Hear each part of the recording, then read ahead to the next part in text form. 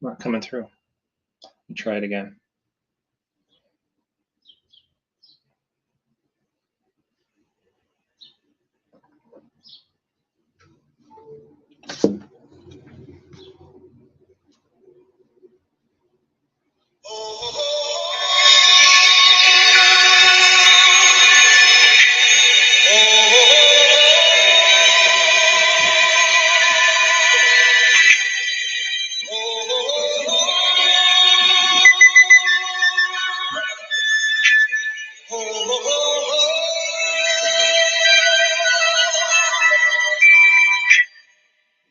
Everybody was kung fu fighting.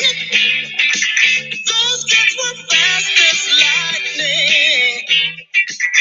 In fact, it was a little bit frightening, but they fought with expert timing. There was funky Chinaman from funky Chinatown. They were chopping that up, they were chopping them down. It's an ancient Chinese art, and everybody knew their part. From a fainting to a step, kicking from the hip, everybody was kung fu fighting. Those kids were fast as lightning. In fact, it was a Good morning, everybody. Happy Monday. It's November 7th, 2022. Everybody hear me okay? Quick shout out to my mother, who is turning 80 today. Happy birthday to my mom. And I'll be out visiting with her tomorrow and later on this week. So quick shout out to her. She's asleep right now, I suspect, 5:30 in the morning in California. But anyhow, just a quick birthday greeting to her. All right, so let's get started. Today, Daily Bites, Monday, November 7th, 2022. Let's talk about markets today. If you're new to the show, to the program, welcome. Great to have you here.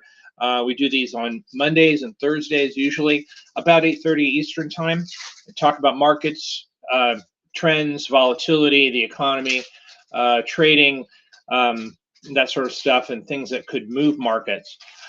So we do this for about 10, 15 minutes, and before the trading day gets going, we're kind of like alternative to your coffee in the morning to get you motivated and started in trading. I don't want to replace your coffee, but just for a few minutes, I'm gonna replace your coffee. So be an alternative, right?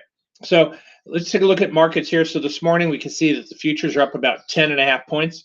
Dow futures up of almost 100, NASDAQ futures up 33. These are off the highs from earlier this morning, but well off the lows from last night. We saw last night when the futures opened up, they were down about 30, 32 handles off of some poor news over the weekend. But then they bounced back sharply. We know that right now what's going on, the algos and the gamma trades are pretty much taken over and hijacked the markets for at least the short-term movements more recently. So we see volatility is up a little bit this morning, and we did get a bit of a relief rally on Friday. Markets were down pretty much every single day last week except for Friday, and it looked like we were going to be coming down off of that poor jobs report, but I was poor only because inflation continues to be a problem. We did have good, strong jobs growth and an upgrade from September on that jobs number, but still, we still think that inflation is still there, and the Fed is not going to move off of their policy based on that jobs report that came out on Friday. Now, of course, this week we have a lot of news coming out, and so we have the VIX again trading up at about almost 3% this morning, up 85 cents. The VIX futures down a little bit here.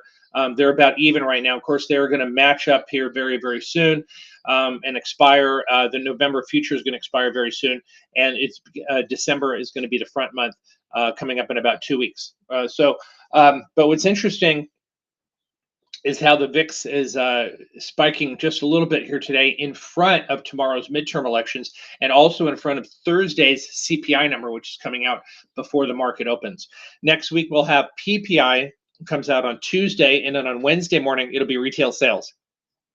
So we have a lot of data to sift through. the Fed is going to be sifting through it as well. Speaking of the Fed, lots and lots of Fed speakers out this week. I think between today and tomorrow, I think 6 speeches coming out. So we can expect a lot of yapping coming from the Fed this week about inflation and about some of the more recent data. I took a look at the GDP Now estimate for Q4 advance. Of course, that came out last Thursday on the 3rd, and they're looking for a pretty strong reading for fourth quarter GDP, looking for like a 3.6% gain. Now, of course, that's early on. That could change quite a bit coming into the last half of November and into the holiday shopping season in December. So we won't really know what that print is going to look like.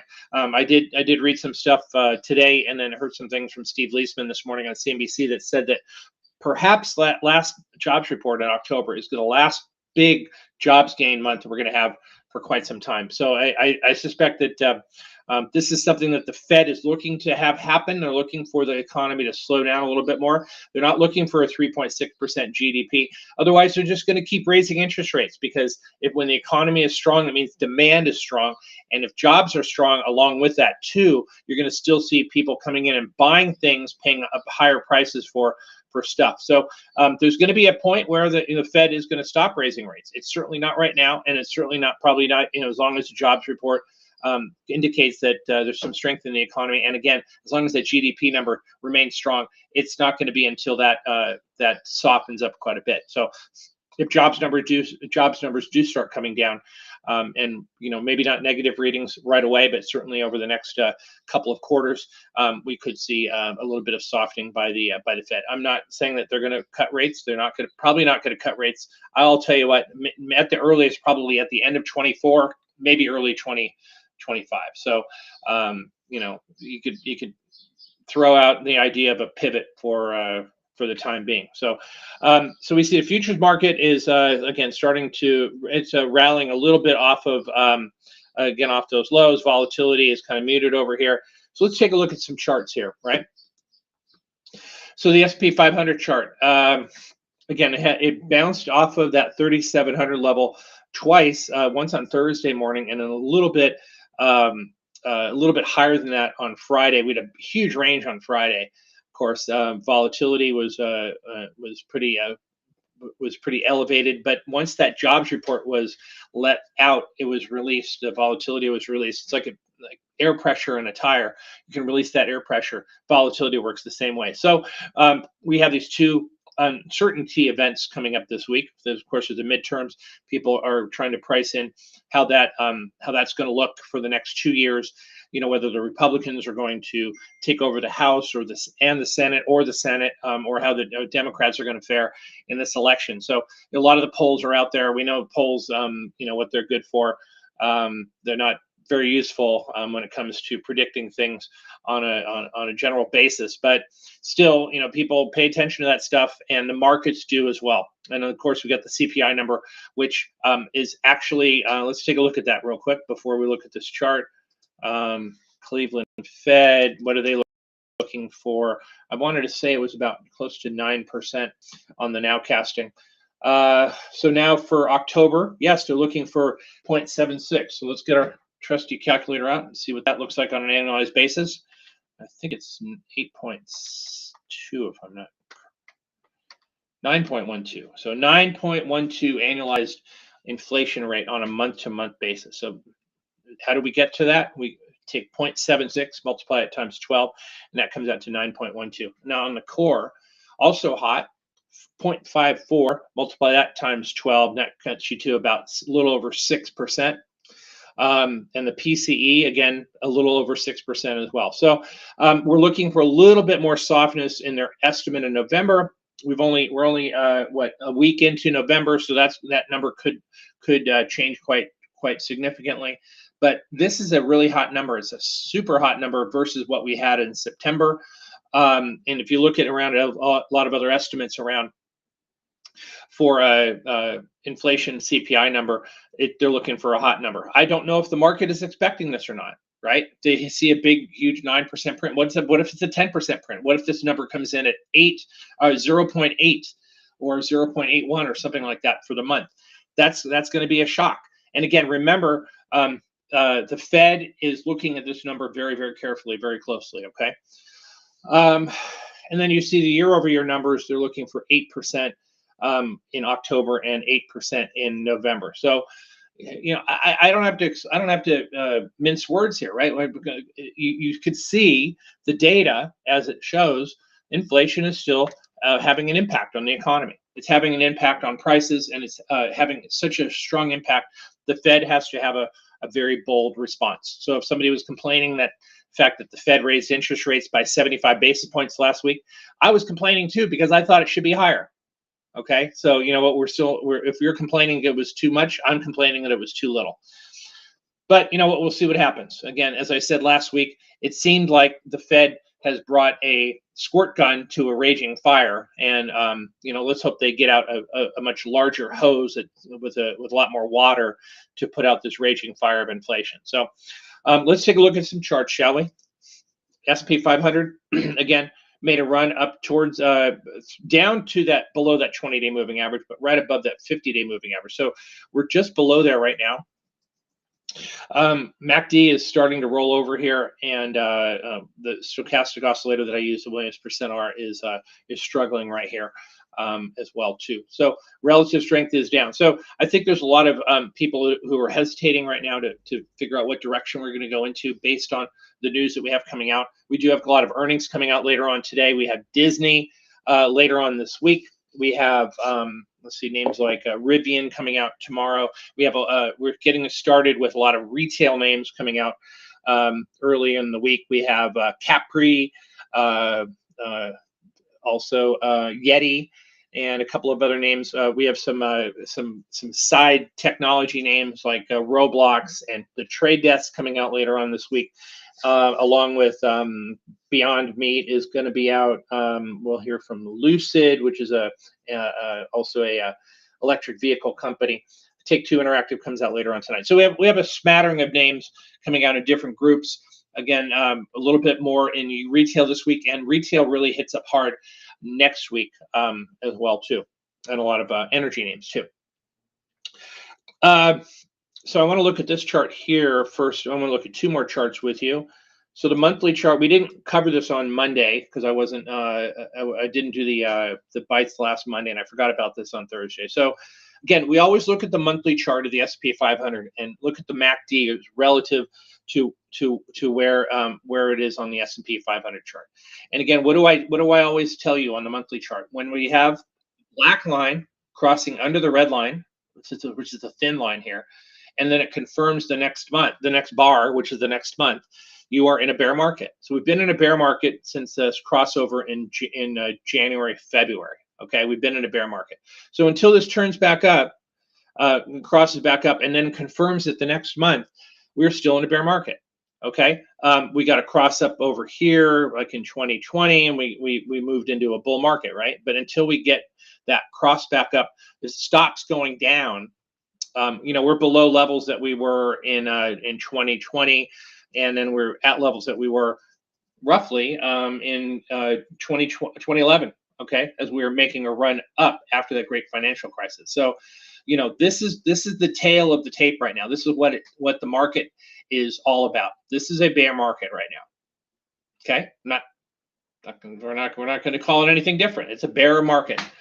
All right. So one more chart I want to show you here is the stocks above 50-day moving average. So this is one that I share with you a lot. We take a look at it from time to time.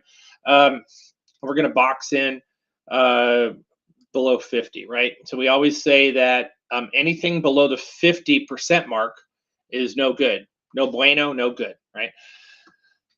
So we spent a lot of time below this 50 level in 2022. Now this is just showing since back in May, but if we scanned out past January and December of 2021, you see this same pattern pretty much exists. We spent a lot of time in this box. We don't. If you're bullish, you don't want to be in the box. You want to be above the box. Can't be below the box because it's below zero. So we want to be above that. Spend a lot of time above that box. And of course, we did in the summertime, July and August. We did spend a month and a half up there, and the markets rallied. Right, we got up to a really high level, almost 90% of stocks above their 50-day moving average in August. We came back down, came crashing down over here. So this was the thing that I was worried about if I was a bull, that if we would cross above that 50% level, and we did at the end of October, would we stay above there or would we come crashing down? Because you could see every single time we came down, right? Came down really hard here. We came down really hard here. We touched it here, came down really hard in June. And then we were above it and then touched above it and then came back down and came crashing down hard in May. Are we going to see the same pattern unfold? And what this is a bear market, so you look for bear market patterns to show themselves, and you ride those trades out, right? So I'm watching and paying attention to see what happens. If this breaks below 50 again and we get a follow through day, we're going to come right back down again, and we're going to move down towards those October lows. October lows aren't too far away from here. It's only about 6 or 7% to the downside. Markets can do that in a couple of days, right? Not getting much help from volatility, of course. Nobody's really fearing what's going on. And I wrote an article over the weekend, and you can read it on. I passed it out on Substack. You can read it on there. It's off Twitter. I'll be sending it out later on today as well in the chat room and also on Twitter after my editor takes a look at it. But the point of the article is this: is that the reason why volatility is not rising up or dropping sharply here is because first of all, you know what, when people have enough protection on, they don't need to buy any more protection. There's no demand for volatility to protect portfolios. We already have it, right? That's the first thing. Second thing, we haven't seen any real panic reasons to panic and sell stocks right now, right? So when that happens, you don't see that big sharp rise in volatility in a very short period of time. People, getting scared and worried, and they're having to bid up volatility in a big way, much like we did in 2020. We had a lot of uncertainty there around 2020. What's the world going to look like? Are we going to shut down for any long period of time? How long are these layoffs going to be? So everybody throwing in the end of the world scenario there and saying, hey, listen, you know what? I'm bulled up on stocks right now. I got to buy some protection. I'm going to buy some puts and that sort of thing. And that caused a ginormous rise in volatility back in March 2020. We just don't have that right now. I think there's going to be a lot of volatility, but what tends to occur here is going to be something similar to what we had in 2001 and 2002, right? And it's a slow bleed, right? It's like Chinese water torture here. It's like a slow bleed. Market's going to go down, down, down, down, down. It makes it very, very difficult to trade the market, because what do we like as traders? We like a lot of volatility. We like when markets are moving up and down a lot. If you're a trader, if you're an investor, it makes you sick to your stomach. But when you're a trader, you like to see that big movement up and down, because it gives you some opportunity to get long, to get short, do all those little things that we like to do to try and make money. So right now, I think that we're going to see these slow bleeds over here. So it's important, very important, for you to identify what the trend is and stay with that trend. We know the long-term trend is still down. Intermediate trends are pretty much down. And we see short-term trends are kind of mixed right now. We see a little bit of up. We see a little bit of down. Of course, last week was predominantly down. We had 4 down days in a row. We did have a nice rally back on Friday, but still that trend of the market was down. The prior week it was up. The prior week before that it was up. So you've got to be able to pick your spots, find the trade ideas that'll work for you. Be quick to take some profits here and there when you have them. Okay, don't sit there and watch your stuff and say, hey, look, I'm up 30%. Okay, I'll sell it when it gets up to 100%. No, we don't do that around here. Okay, we don't do that. We try to take profits when we have them. All right, so I think it's going to be it. I will be trying to come back to you on Thursday from an early rise in California. That would be about, oh my goodness, 5:30 in the morning over there. But you know what? You guys are all worth it, and I'll be with you. I'll be with you on on Thursday. So I wish everybody has a great trading day. If you're in the chat room, I'll see you a little bit later on today. And if you have some profits on some stuff, please take some profits, take some money off the table. That's what this is all about. All right. Have a great day, everyone. I'll see you on Thursday. Take care. Motion made me strip. Now we're into a brand new trip. Everybody was gone.